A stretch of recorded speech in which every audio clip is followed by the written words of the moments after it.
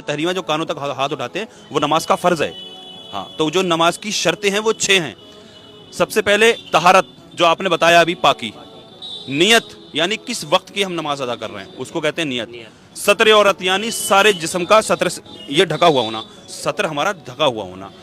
इस्तकबाल किबला, यानी कि हमारा रुख काबे की तरफ होना। और जगह का पाक होना, कपड़ों का पाक होना, यही शर्तें हैं, 6 शर्तें हैं। आखिरी सवाल कर लेता हूँ, नमाज के ताल्लुक से है ये भी। नमाज के अब फ़राइज़ कितने हैं? शर्तें तो हो गई 6।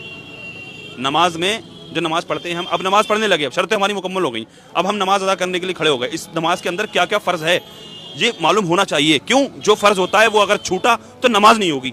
मैं ये भी बता दूं आपको, नमाज पढ़ने हम खड़े हो गए, अब जो चीज़ें मैं फ़र्ज़ बता रहा हूँ आपको आज, ये ध्यान रखना, क्योंकि कुछ चीज़ें ऐसी होती हैं नमाज में अगर मिस्टेक हो जाए तो उसके लिए हम सज्दा साहब करते हैं। लेकिन ये जो फ़र्ज़ चीज़ें जो हैं, अगर ये छूट गई तो सज्दा साहब से भी नमाज नहीं होगा।